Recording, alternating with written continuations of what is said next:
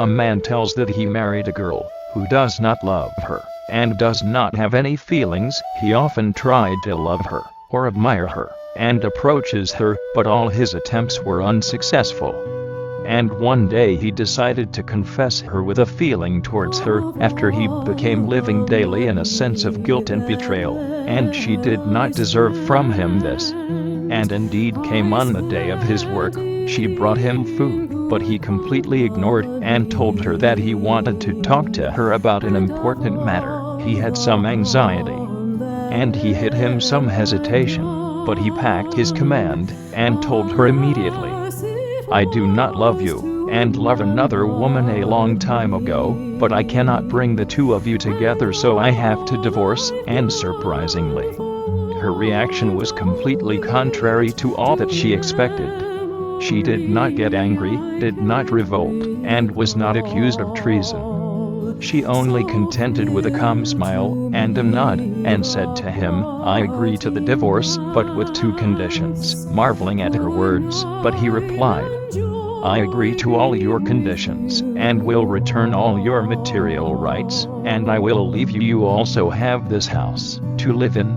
Quietly interrupted and said, "The first condition is that our divorce is postponed for another month, until our only son ends up performing end-of-year exams, so that his psychology and study will not be affected.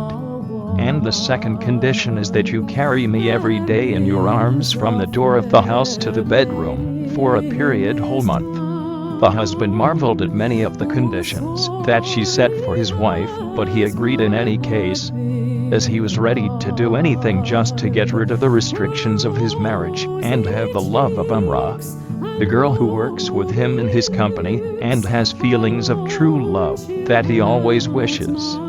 Indeed, the husband postponed the decision to divorce for a month, and throughout this month, every day, as soon as he returns from work, he carries his wife from the door of the house to their bedroom, and she encircles his neck with her arms and accepts him calmly and with a gentle smile. And as soon as he sees them, their son, who is 10 years old, he jumps towards them and continues to play together. They laugh a lot and enjoy the passage of time. The husband's tears poured down as he continued his story, saying, "With the passage of days, I began to feel something strange towards my wife, an emotion that I do not know what it was.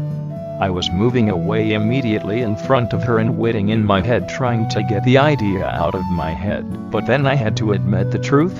I was feeling love and nostalgia real to my quiet, kind wife. I started counting the remaining few days and wanted her to slow down so that I would not leave my beloved wife. And when the month was over, my wife had changed a lot. Her body was heavily slimmed, and the color of her face diminished. I began to worry about her and feel that something is happening. I decided to tell my girlfriend at work that I would not leave my wife, and I love her. She slapped me on my face and accused me of deception and vanity. Her reaction shocked me a lot and showed me the true personality of my wonderful wife. I regretted a lot for what I said to my wife, but it is too late. So you now think that I do not like her, and that I love another girl." I went back to the house and found her sleeping on the floor in the case of severe fatigue and extreme exhaustion. I sat beside her in amazement, and I am very worried. The husband's tears returned once again. He tells me, "My wife told me at the time that she had cancer, and the doctors told her that she would die after 1 month. And that was why the matter was kept silent, and she wanted me to postpone the date of our divorce so that she could spend her last days near me. And the goal of asking her to become pregnant every day was to her son feels that his father loves his mother so much, so that my picture is not distorted in front of my son when I go to see other face. My wife left life. She left me to suffer on my own. After I lost my precious essence, I lost everything." This is Adam. He does not feel the value of Eve except when he loses it.